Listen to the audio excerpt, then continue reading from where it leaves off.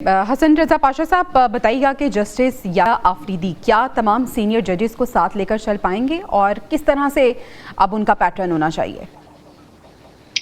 میں سمجھتا ہوں کہ جسٹس یا آفریدی صاحب جو ہے وہ اتنے کیپیبل اور اتنے انرجیٹک ہیں اور ہمیں ان کی صلاحیتوں پہ بھی بڑا اعتماد ہے، اور جو پہلے دن ہی فرسٹ ڈے پہ انہوں نے جو ہے وہ فل کورٹ میٹنگ بلا لی اور تمام ججز نے شرکت کی. یہ بہت بڑی بات ہے اور ہمارا مطالبہ بھی پورا ہوا کہ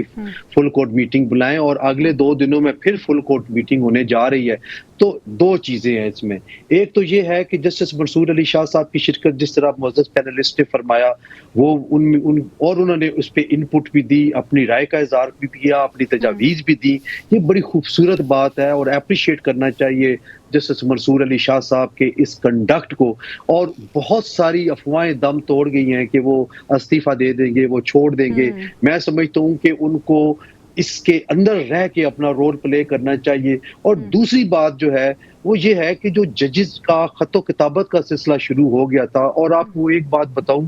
کہ وہ تب ہوتا ہے جب ان کی رسائی چیف جسٹس تک نہیں ہوتی یا چیف جسٹس کی رسائی ان تک نہیں ہوتی، تو پھر خط و کتابت کے سلسلے شروع ہو جاتے ہیں. اور جب خط جس منظر تک پہنچنا ہے اس سے پہلے میڈیا کی زینت بن جاتا ہے، اور پھر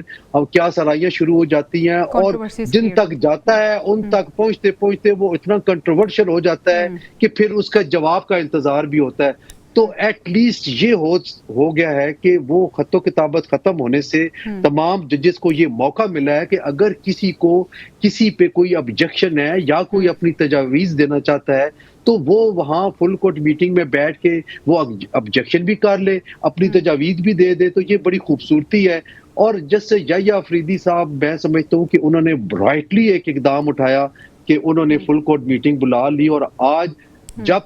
تیسرا چوتھا دن ہے، آپ کو سپریم کورٹ کے اندر سے کوئی ایسی آواز نہیں آئی جس میں اختلاف رائے کی کوئی صورتحال ہو. کسی کیس پہ اختلاف رائے ہو سکتا ہے اور وہ ہونا بھی چاہیے. یہ خوبصورتی ہے اس سسٹم کی کہ ہر جج نے اپنے اینگل کے ساتھ اس مقدمے کو دیکھنا ہے. لیکن جب ذاتی نوعیت کی آپ جو ہے وہ کنٹرڈکشنز بنا لیں گے، ایگوز آ جائیں گی، تو پھر ادارے کا بھی نقصان ہے، اور سب سے بڑھ کے پورے اس ملک کی 25 کروڑ عوام کی امیدیں جو ہیں وہ دم توڑ جاتی ہیں. ٹھیک ہے، انیشلی جو ہمارے چیف جسٹس کی جانب سے فل کورٹ بنایا گیا اس کو آپ اپریشیٹ کر رہے ہیں. عادل صاحب، آپ کو لگتا ہے کہ 26ویں اور 27ویں ترامیم کے بعد چیف جسٹس کے لیے کام بڑھ جائے گا، ذمہ داریاں بڑھ جائیں گی ان کی؟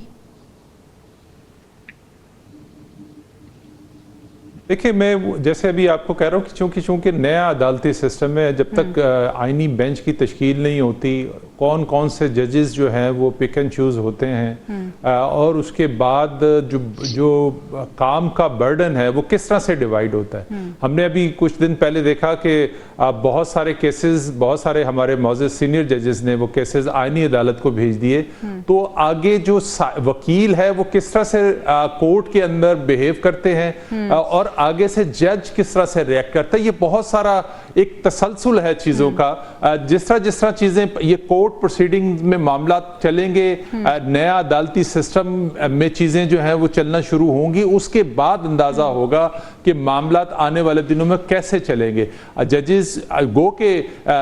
جو سب سے 184(3) جو ایک عدلیہ کا بڑا ہتھیار تھا، اب وہ چیف جسٹس کے پاس اب اس کے اختیار نہیں ہوں گے، اور اسی وجہ سے حکومتیں ہمیشہ جو ہے وہ بلیک میل ہوتی تھی، وہ آئینی بینچ کے پاس معاملہ چلا جائے گا. دوسرے لفظوں میں یہ کہا جا سکتا ہے کہ حکومت اپنی پسند سے ایسے ججز کا چناؤ کرے گی جن کے پاس یہ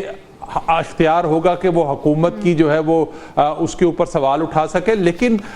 جو چیف جسٹس ہیں، یہ باقی عدلیہ کے ججز ہیں، ان کے پاس اور بہت سارے ایسے معاملات ہیں جس کے اندر وہ حکومت کے لیے پریشانی کا باعث بن سکتے ہیں. لیکن یہ بیہیویئر ہے، دونوں طرف سے بیہیویئر اب دیکھتے ہیں کہ کس طرح سے نظر آتا ہے کہ عدلیہ کس طرح سے آگے چیزوں کو لے کے چلتی ہے، پارلیمنٹ کس طرح سے ریئیکٹ کرتی ہے. تو کوشش تو یہ ہونی چاہیے کہ دونوں کو ایک دوسرے کے معاملات میں اس طرح سے مداخلت نہیں کرنی چاہیے. کوشش ہونی چاہیے کہ مداخلت نہ ہو، اپنے پیٹرن پہ رہ کے کام کریں. افتخار شیخ رشید صاحب کہہ رہے ہیں کہ حکومت 27ویں ترمیم کا خواب دیکھنا چھوڑ دے کیونکہ مولانا اس بار قابو نہیں آئیں گے اور مولانا کو منانا انتہائی مشکل ہو جائے گا. دیکھیں، شیخ رشید صاحب جو ہے ان کی ہمیشہ اپنی ایک طرز سیاست ہے جس میں وہ پریڈکشن کرتے رہتے ہیں، لیکن حالیہ وقتوں میں ان کی پریڈکشنز کوئی زیادہ جو ہے وہ فلفل ہوتے ہوئے جو ہے وہ نظر نہیں آتی، بلکہ وہ خود جو ہے جس جگہ سے وہ پریڈکشنز لیتے تھے شاید ان کے کنیکشنز جو ہے وہ کٹ گئے ہیں، تو وہ اپنے آپ کو ریلیونٹ کرنے کے لیے جو ہے قسم کے اسٹیٹمنٹس جو ہے وہ دیں گے. لیکن اس کے اندر جو JUIF نے جو مولانا صاحب نے رابطے شروع کیے ہیں اور ان کی لیڈرشپ سے جو بات ہوئی ہے، ہمارے ذرائع اس بات کی تصدیق کرتے ہیں کہ مولانا صاحب آن بورڈ ہے کافی چیزوں کے لیے. تو اگر نئی ترمیم آتی بھی ہے اور اس میں ان کو حصہ جو ہے وہ ڈسکشن کا بنایا جاتا ہے جو ہم دیکھ رہے ہیں بنے گا، میرا نہیں خیال کہ اس قسم کی پرابلمز ہیں اس کو لے کر آنے میں بھی اور ریزالو کرنے میں. ٹھیک ہے. حسن رضا پاشا صاحب یہ بتائیے گا کہ کیا حکومت 26ویں آئینی ترمیم کے بعد جو مطلوبہ ہدف تھے وہ پورا کرنے میں کامیاب ہو گئی ہے، اور اب جب 27ویں ترمیم کی بات ہو رہی ہے کیا اس کے بعد بھی کوئی ترامیم ہو سکیں گی؟ دیکھیں، جو آئین پاکستان ہے وہ ایک لائیو ڈاکومنٹ ہے، اور وقت کے ساتھ ساتھ اس میں تبدیلیاں لائی جا سکتی ہیں، پرووائڈڈ کہ وہ کانسٹیٹیوشن کے جو بیسک سٹرکچر ہے اس کے اگینسٹ نہ ہو. تو اگر کوئی پازیٹیو کوئی اچھی چیز آ سکتی ہے تو اس کو ویلکم کرنا چاہیے، اور اگر کوئی ایسی چیز جس پہ جو فنڈامنٹل رائٹس ہیں عوام کے ان کے خلاف کوئی چیز آتی ہے تو اس کو کنڈیم کرنا چاہیے اور روکنا چاہیے، اور کوشش یہ کرنی چاہیے کہ وہ نہ منظور ہو. تو بہرحال یہ سول سوسائٹی، لائرز اور پولیٹیکل ورکرز، یہ ان پہ ڈیپینڈ کرتا ہے کہ وہ کس چیز کو کیسے لیتے ہیں. آپ دیکھ لیں کہ اگر کوئی ایک پارٹی 26ویں ترمیم کی مخالفت کر رہی ہے تو 26ویں ترمیم منظور ہونے سے ایک دن پہلے کی اگر ان کی بات سنیں تو وہ مولانا صاحب کے بائیں طرف کھڑے ہوئے یہ کہہ رہے تھے کہ ہم نے صرف ووٹنگ میں حصہ نہ لینے کا فیصلہ کیا ہے، البتہ اور وہ اس وجہ سے کیا ہے کہ یہ چیزیں ٹھیک نہیں ہیں. ہمارے بانی PTI کو گرفتار کیا گیا ہے، ہمارے جو پاشا صاحب ون لائنر جواب دیجیے گا، یہ جو پیٹرن بن گیا آئین میں ترامیم کا، اس طرح سے تو یہ نہیں ہوگا کہ جو پارٹی حکومت میں آئے گی وہ اپنے حساب سے ترامیم کرتی جائے گی پھر اس میں؟ دیکھیں، اسے آئین نے پارلیمان کو یہ اختیار دیا ہے کہ وہ آئین میں 2/3 میجارٹی کے ساتھ ترمیم کر سکتی ہے، اسی آئین نے دیا ہوا ہے. جو ٹرائیکاٹمی آف پاور کا فارمولہ ہے وہ کانسٹیٹیوشن آف پاکستان میں دیا گیا ہے، تو اس کے تحت پارلیمان کا یہ اختیار ہے. اب ایک ہی صورت ہو سکتی ہے کہ اگر وہ بیسک سٹرکچر کے خلاف امینڈمنٹ ہو، اگرچہ آرٹیکل 239 اس بات کو روکتا ہے. بہت شکریہ ماہر قانون حسن رضا پاشا صاحب ہمارے موجود تھے، اور ان کے